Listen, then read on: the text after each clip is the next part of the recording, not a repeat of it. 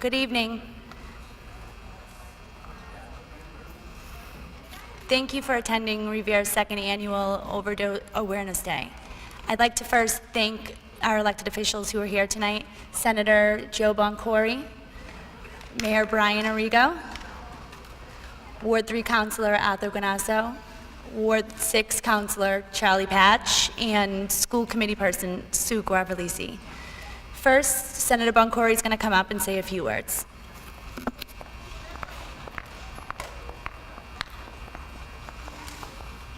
Thank you, Julia. Thank you, Mr. Mayor, City Council members, Guanasso and Patch for being here tonight, and all of you who came out tonight to shed some light on a very important issue facing our city.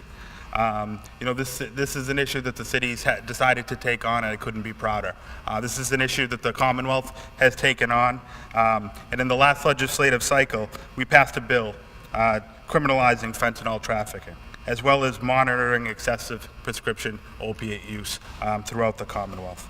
And that's proven to work. A recent Department of Public Health study shows that opiate deaths in the last year have decreased by 5%. From these actions the legislature has taken, along with municipalities like the city of Revere. But we must go further. Still, in the past year, we've had 2,000 opiate deaths overdose deaths in this Commonwealth.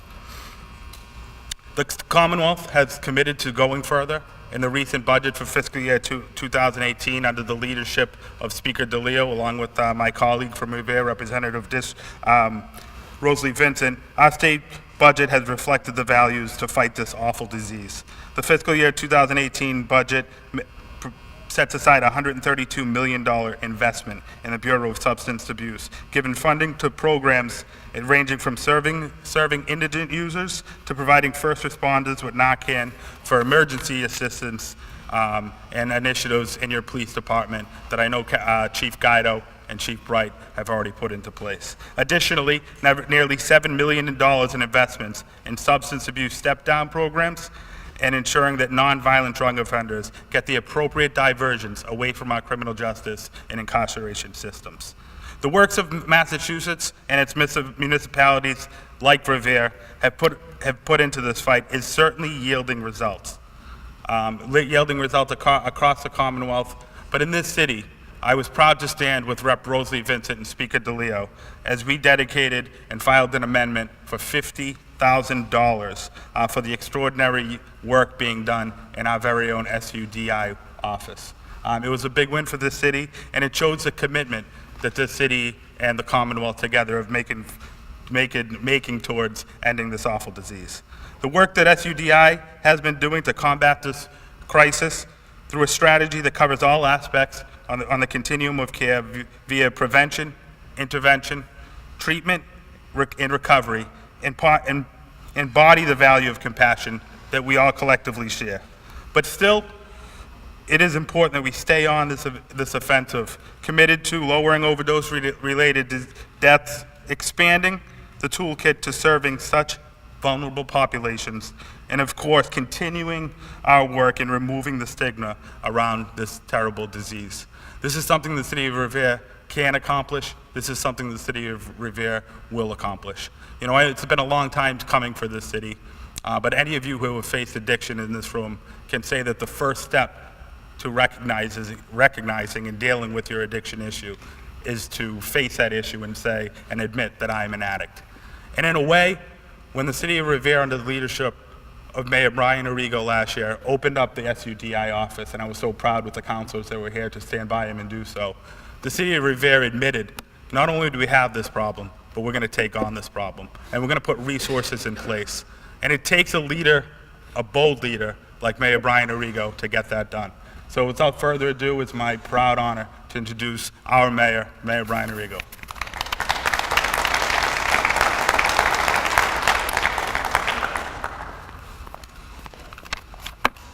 Thank you, Senator. It makes our job on the municipal level a lot easier when we have great partners at the state level, and I can't think of better partners to have than Senator Boncore, Representative Rosalie Vincent, and of course, Speaker of the House, Robert DeLeo. We are very fortunate. Good evening, everyone, and thank you all for being here. Tonight, I stand before you as your mayor and hereby proclaim August 31st, 2017, Overdose Awareness Day in the city of Revere. Our ongoing battle in addressing the opioid epidemic is as challenging as it is critical to our city and our country. Between 2001 and 2014, fatal overdoses increased sixfold and exceeded 59,000 fatalities in 2016, the largest increase ever recorded in the United States. Today, drug overdose is the leading cause of death for Americans under the age of 50 years old. Just want everyone to stop and think about that for a second. That today, drug overdose is the leading cause of death among Americans under the age of 50 years old. This disease does not discriminate, and in Revere, we know firsthand the devastating effects. For myself, whenever I'm in this building, I have to pause and think about the young men and young women that I went to school with in this building that are no longer with us because of drugs. It is truly heartbreaking. And for me and for many of us here today, it is personal. Early on in my term, I wanted to see what we could do about this issue that was just ravaging an entire generation. And I have to give a lot of credit to Julia Newhall, who has been working on this issue since 2014 for the city. And last year, as Senator Boncory mentioned, we launched a substance use disorder office. And our goal with opening that office was to manage a local and regional substance use related efforts and to increase our capacity as a city to tackle this incredibly important issue. And the strategies, as Senator Boncory, I think he may have the same talking points as me, the strategies cut across the continuum of care model, which includes prevention, intervention, treatment, and recovery. And so the great thing about our site office is that it does open up weekly and have a drop-in center, and we coordinate with both the police department and the fire department, which is so vital. And for us, the way that we look at this in the city is that this is just a start. The site office has been recognized both nationally and statewide for the efforts that they've made and have been most recently a recipient to state aid to support this innovative and important work. So we're certainly on the right track, but there is a lot more to do. And we will continue to fight each and every day, make sure that we're making a difference, but more importantly, that we're saving lives. It's not going to be an easy fight, and we will have to challenge the stigma and the status quo that follow this issue. But if we want to save lives, we have to be able to do it judgment-free. Because as everyone knows, addiction can happen to any of us. And in closing, I just want to extend my deepest sympathies to those of us who have lost loved ones. Please know that the city of Revere is committed to doing everything that it can to stopping the next fatal overdose. We will continue to remember those whose lives were cut short due to this epidemic. I know we're going to continue to work to be on the forefront of this fight, and that we will not stop until we win. Thank you all for being here tonight. And with that, I would like to introduce Brian Tivnan, who has a personal story to tell about his own brother, Derek, who unfortunately passed away in 2013. Brian, please come up.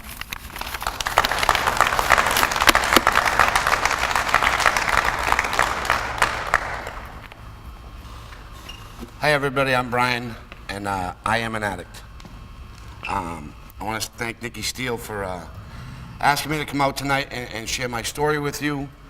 And it's a story of like sadness, it's a story of hardship, it's a story of pain, but it's also a story of like success. And you know, I personally grew up in Medford, and I can say I grew up in this disease. And you know, I lost both my parents to it. At 16 years old, being a kid who had no direction, you know, didn't know how to control my feelings, those feelings we feel, fear, depression, anxiety, rage, all those things. Well, like I had no control of those things. I was the youngest of 4 boys, and I never completely felt comfortable with myself. You know, I had 3 older brothers who I wanted to be a little bit of each one of them. Like my oldest brother was the smart one. My next brother was like good with ladies. My next brother was quick with his hands. But like I always just wanted to be something I never was. You know, and at 16, when my mother lost her fight to this disease, I could tell you something inside my mind like physically snapped. You know, and in the program that I follow, you learn things like you learn how to fix feelings with feelings. So like that pain I felt in my heart, I would take out on other things. You know, I would be, you know, the kid who punched the window and broke his hand. So the physical pain took over from the emotional pain that I was feeling. So like I say, luckily, my oldest brother was returning from the first Iraq war, and he saw that like my 2 middle brothers had already gotten caught up in this disease, and like they were, you know, in his mind like hopeless, and he did the one thing he thought he could do, and at 16 and a half years old, he signed my life away to the United States Army.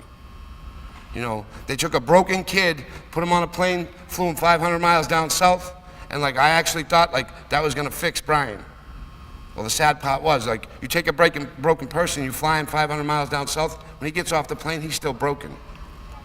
So like now I'm in the service and I'm doing, you know, unbelievable things Monday through Friday, but Friday through Sunday, I was a fall down drunk, I was eating club drugs, I was doing whatever I could do. But you know what it was? At that point in my life, my ego took over. So everything I did was ego driven. If it could put a ribbon, a patch, a beret on my head or body so that you looked at me and thought that I was something, it didn't matter that I was a complete mess Friday through Sunday, as long as I could stand tall and perform Monday through Thursday. And I ran like that. You know, my first 9 years in the military were great. You know, I was around the world, 13 countries, doing all these great things. You know, I was a Catholic, baptized in the Jordan River where Jesus was baptized. And like, I don't remember any of it because I was always under the influence of chemicals or alcohol. It didn't matter.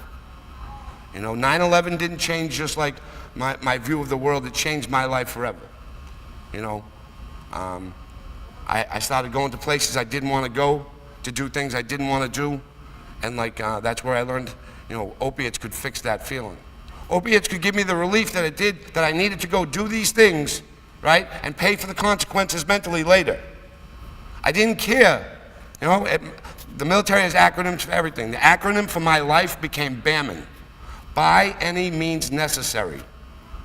It didn't matter if I had to eat it, smoke it, drink it, steal it, have it sent to me. You know, I just needed to take that pain away that I felt inside. You know, fast forward through multiple deployments, you know, hot mess, and like the sad part of the story is, I would be deployed in a third world country where everybody there wanted to hurt me, right? And I would come home to a worse nightmare. You know, my first deployment ended, I came home to OxyContin. I left. My second deployment ended, I came home to heroin. I left. My third deployment came home and it was just worse. Every time I came home, it got progressively worse. You know, I was a great person at hiding things. I was successful in the military. I attained rank, stature, all those things. I went to a lot of great schools. I have a lot of good things on paperwork. I'll look great in a casket in a military uniform. But like, I beat myself up physically, mentally, and emotionally. So that every time I came home to those traps, I got caught. And having 2 brothers that are caught up in addiction, you know, every time I came home, it was just like, you know, the normal thing to do. I'll fast forward through a whole lot of chaos and a whole lot of pain, like multiple times in detox.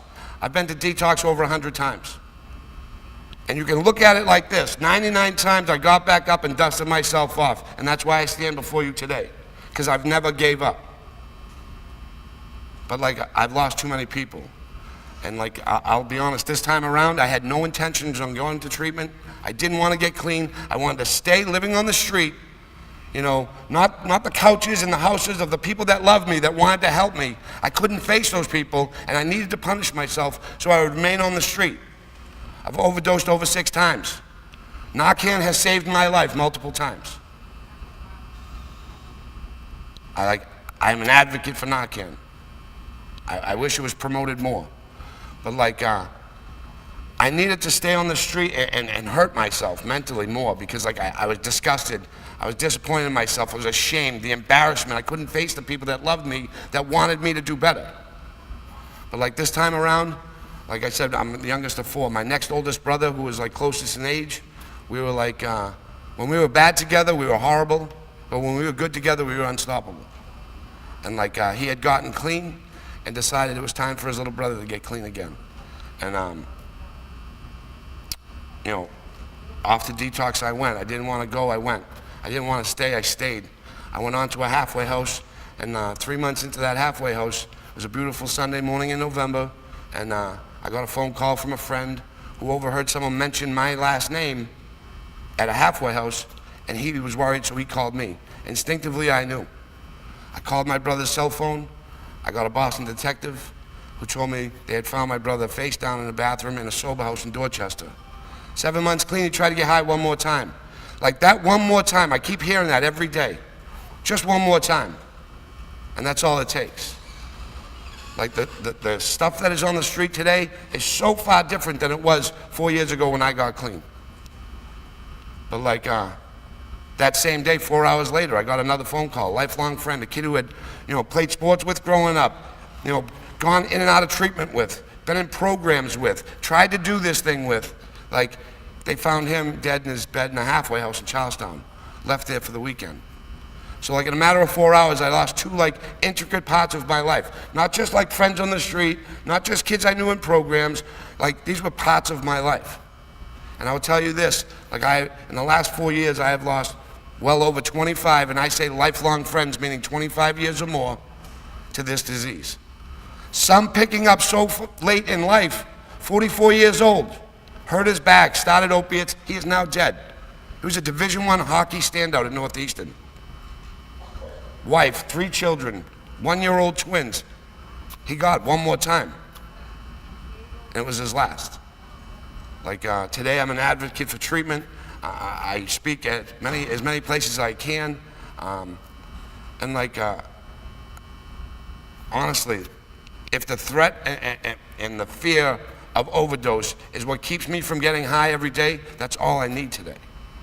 Like the kids that are in treatment today, like you're lucky. If you have loved ones that are on the street, like you have so many resources here. You have so many resources through 12-step programs that are online. You can go online and find out just about anything. Where to send your loved ones, how to get them the help they need, and like reach out. But the thing for me, 20 years in the Army, the fear of looking at another man and saying like, I can't do this, can you help me? It's the hardest thing in the world to do. I've spent multiple years in combat zones, and the hardest thing I do in my life every day is not get high. And like, it gets a little easier, but it never gets easy. But like, there is success stories, like, Nikki's a good friend of mine, and like as soon as she asked me, I'm like, absolutely. And come the 17th, my niece, who at 13 years old, the hardest thing I've ever done in my natural life, like I'm not gonna say, like I've been blown up a couple times, I've been shot, I've been stabbed, right? The hardest physical pain I've ever felt in my life was sitting on a couch with a 13-year-old girl saying, your father made a bad decision and he's never coming home again. And to know that for the rest of my life, who I have not yet been responsible for that well in my 42 years of life, like now I'm responsible for her.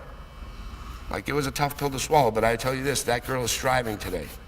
She's an advocate for children who've lost loved ones and family members or parents. She goes online and talks to kids in other states whose parents have overdosed and died. And like, honestly, out of the worst tragedy of her life, like the relationship that I have with that little girl today, is unbreakable. And for that, I'll be grateful. Do I wish I had my brother with me every day? Absolutely. But like, will I do my best to raise a child? Of course I will. But like, I'm tired of seeing children lose parents. Mothers and fathers lose sons and daughters. Like, we have to do something, and this is a great start. Like the city of Revere, like I was in Medford, and I spoke at Medford Overcoming Addiction a couple months ago, and like, this is it. Every city that I see doing this, like, you know, it makes me like hopeful that absolutely like everyone will get involved and everybody will come to terms with the fact that drugs are in your city, they are killing your residents, and it's time to like speak up and say like there's a problem. And like this is a great start. Nikki, thank you again for letting me speak. Thank you, I'm Brian, I'm an addict.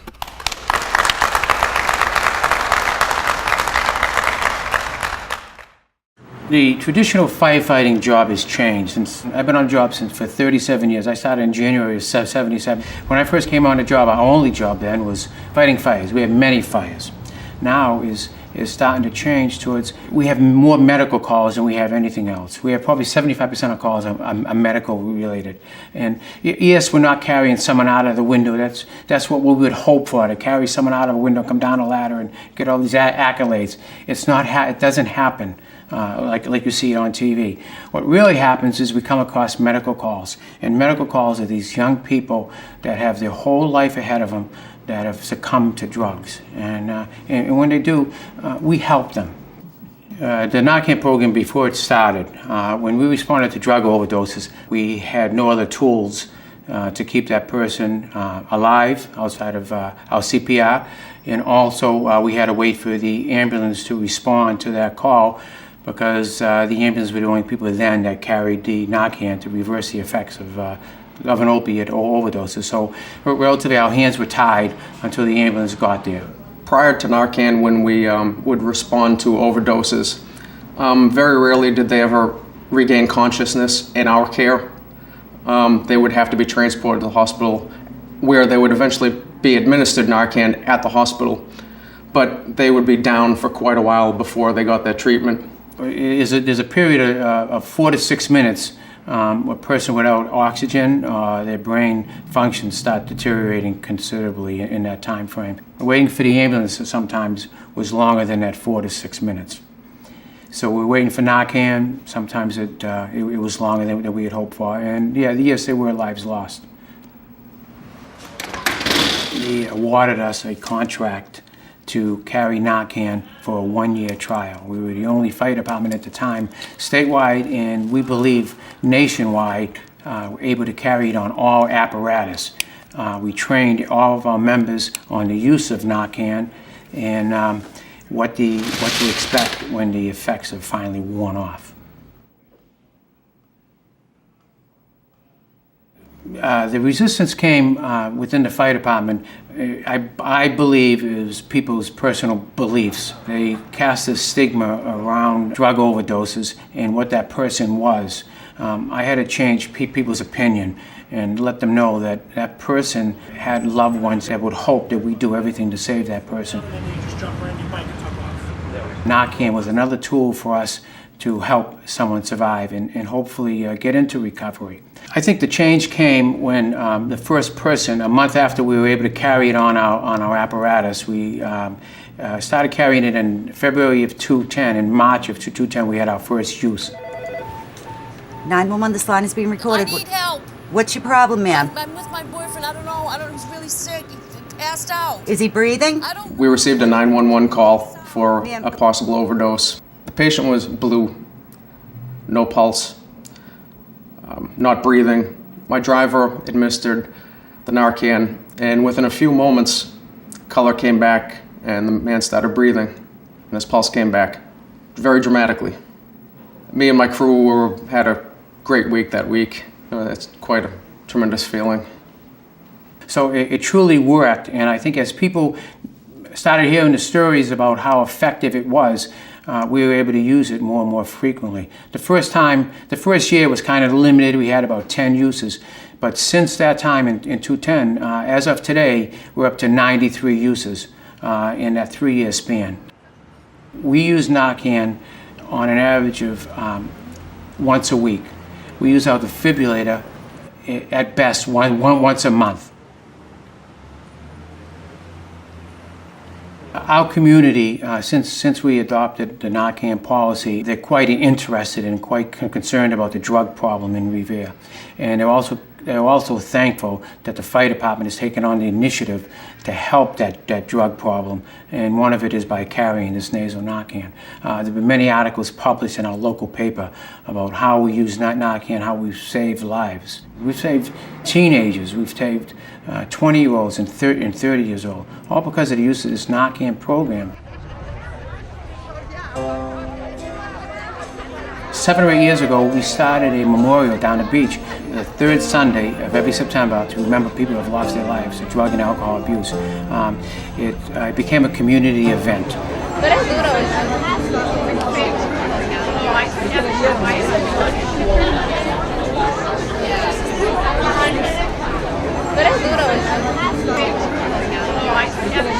The event is starting to lift the stigma of the drug use in the communities. And to see the people that are out there in the faces, it's comforting, I believe, to some of these people to look around and see these people that have gone through the same hell that they've had.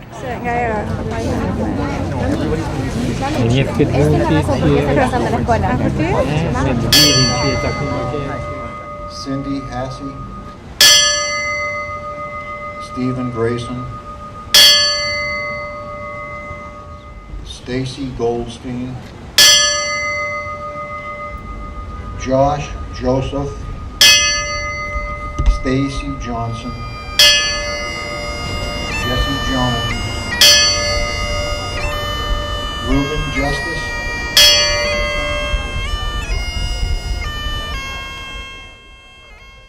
If you've saved one person's life in your whole career, that's your lifetime in the fire department. That's what you're on this job. When you take this job, that's what we strive for, to save a life. Doesn't have to be carrying the damsel in distress down a 35-foot ladder with flames coming out of the window. You're saving a young person now. This person has his whole life to go on, and hopefully he'll do the right thing. And maybe someday he'd be a firefighter. That's what we hope for, just to save a life. It doesn't make a difference how we do it, how things have changed. We've saved a life, you know.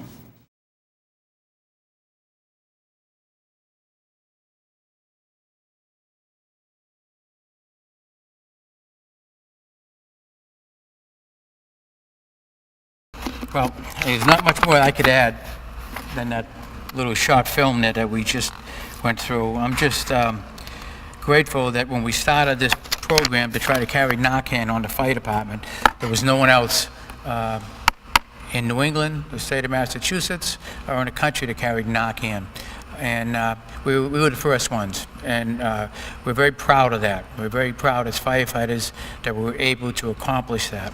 Today, Narcan is used on a regular basis. Every department, every city in the world carries Narcan, and it's always a result of the initiative that we took back in 2009 and 10 to get that on apparatus. We had support of retired Chief Doherty. We had the support of former Mayor Ambrosino, and some of the councilors. I believe Councilor Guanasso was on board then. He was supporting our program. We had many people working to get this thing done. It wasn't done by one person. And the thing that we try to do mostly is we had to change people's opinion within our department also, because it was naysayers that had an opinion of what an addict is. They didn't say many nice things about them. But as time went on and saves came, they realized that they saved somebody's life. They sent that person home to their mother and father. So the thinking became just back to where it should be. We had support of the union. The union came in and supported us from the beginning. Without that support, it would have been a harder thing to implement. You know, there's times down at the fire station where there was a lot of reluctance to use Narcan. There were people that didn't believe in it. But as we started making saves and we had the support of the union, this program, as of today, and I believe maybe Kevin could correct me, Chief Wright is gone, but as of the 29th of August, we had 330 uses or reversals of Narcan. You know, that is in itself is an accomplishment. And that's just with the fire department, not counting what the police department has used out there, what our ambulance have used out there, and what private citizens have used out there. So the Narcan program is very successful. It's saving lives. It's doing what it's supposed to do, bringing kids back to their family, and hope they all get into treatment and go on from there to have a successful life. You know, that's what our goal was, is to make these kids become a success in life. You know, a lot of families went through this. You know, we had a personal problem in our house, but we overcame it. We overcame it, and because of that, I think that's what made me lead the charge in trying to get Narcan, and we started that beach memorial, as you've seen. That was to lift the stigma, so people could come together and see that they're not alone in their fight for addiction. You know, they're not alone. There's people that are just like them. They come from the same neighborhood. So I'm not sure what else I could say, but I want to thank the city for going forward under Mayor Rigo and councilors. They're pushing forward, they're supporting the SUDI office, and something that's very important. The fire department has taken on a new initiative now. They do follow-up, something that we never did before. Under Chief Bright and Chief Doherty, they came together and they decided to do follow-ups to overdoses. So firefighters like Kevin Doherty out there, they go to people's homes and pass out literature, give them information, where to get help, where to get services. That's important, a very important job that they're doing. So with that said, I'll close. I can't say any more than that, Phil, and thank you for having me. I appreciate it. Thank you.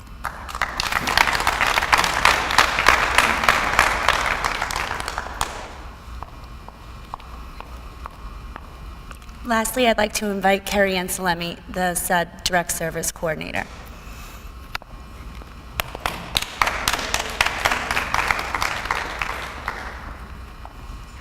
Hi, everyone. It was really good to hear from everyone tonight. This disease is very important to me, a person in long-term recovery myself. The stigma is huge. You know, a lot of our community members believe addicts should suffer, that they should all die. Especially with social media, there's a lot of nasty stuff that people say about addicts. And I've never met an addict I didn't like. They're the best people I've ever met. So with that being said, you know, with the stigma, Brian touched on wanting to stay on the street and not wanting to go home, not wanting to face his family. Shame. The shame that an addict feels keeps them suffering alone. It's the stigma that's placed on them that they already place on themselves. They don't need anybody else to place that on them. So, yeah, the people on the street, they're suffering and shamed by themselves. You know what I mean? They're alone. And that's what this disease does. It makes you feel like you're not important, you're not good enough. But the people I know that are in recovery are very successful people. And like Brian said, he's been to detox hundreds of times. But it doesn't matter because he's sitting here today, proof that he's a successful person in long-term recovery. So, you know, it's just changing people's perspective, you know, to get them to start thinking about this, you're talking about someone's son, someone's daughter, someone's mother.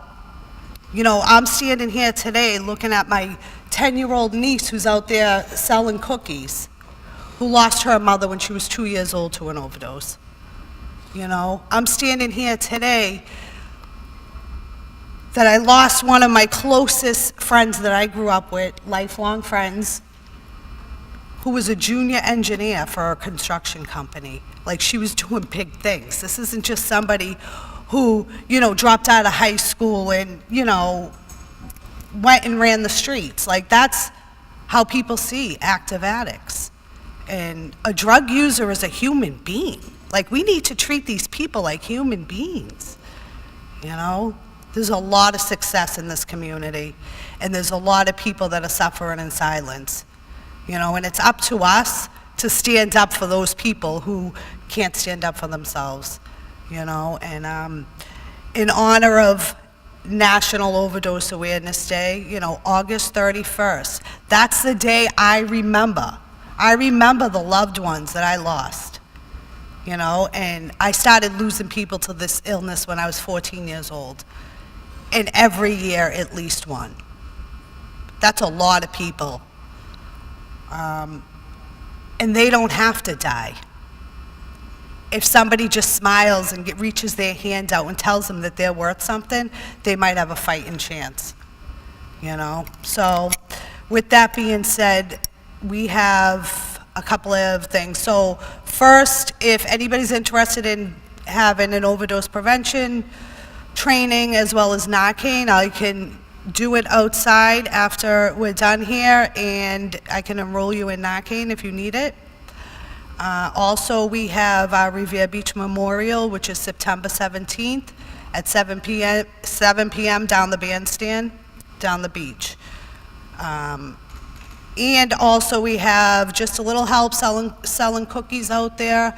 That's a burial fund. It was a charity started by a mother who lost her son to this illness. And she decided she wanted to give back. Instead of staying in a depression and, you know, really being saddened by her loss, she wanted to do something. She wanted to break the stigma. She wanted to do something positive to help other families who suffer alone. And this last year, they were able to help 5 families bury their children. So if you have a couple extra bucks, buy some cookies. We're also doing a fundraiser, a Halloween party. It will be October 27th at Casa Lucia, 7 p.m. Tickets are $25, costumes required, so anybody who's interested, come and join us for food, fun, and friends. Thank you.